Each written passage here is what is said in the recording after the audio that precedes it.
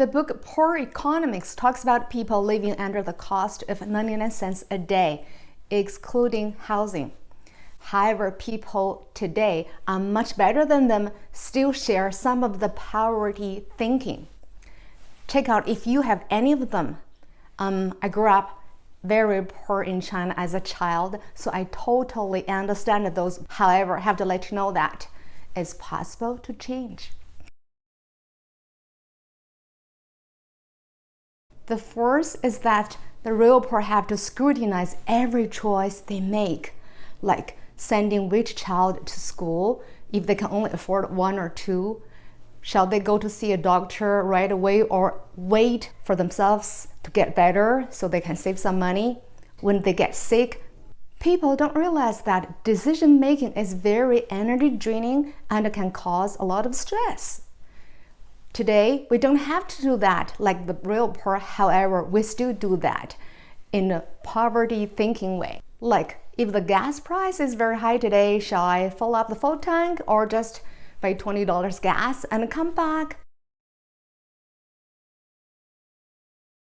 Living under the pressure of a sophisticated economist, the real poor have to pay close attention to every penny and maximize all their resources at all times.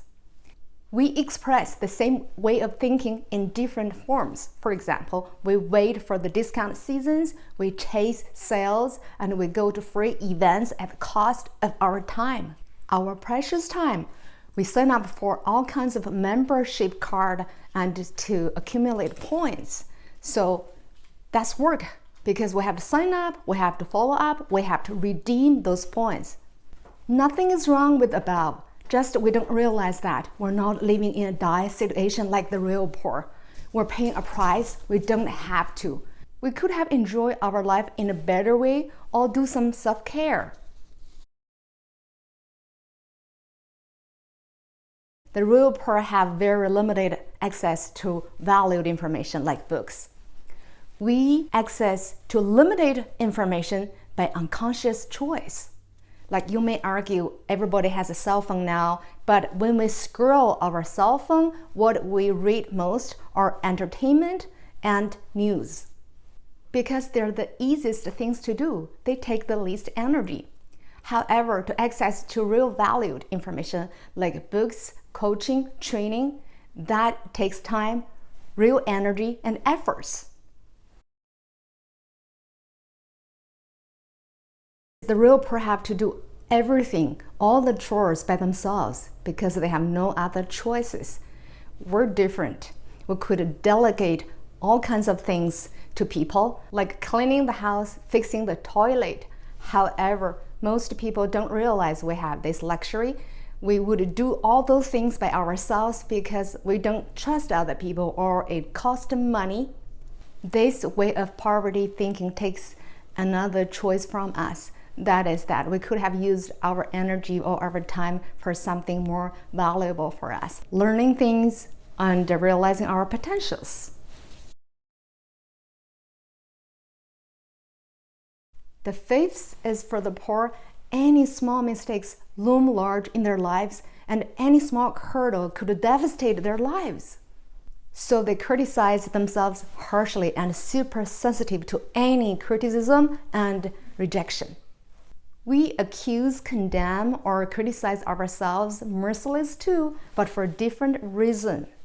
Because we think we should match up to the idealist ourselves. Oh, I should have done this with no problem. I should have been able to solve this problem. I shouldn't be this timid. If you can get any value out of this video, I hope you can practice self-compassion by not blaming yourself for having any of those poverty thinking or all of them. Still, I'll offer you this action list.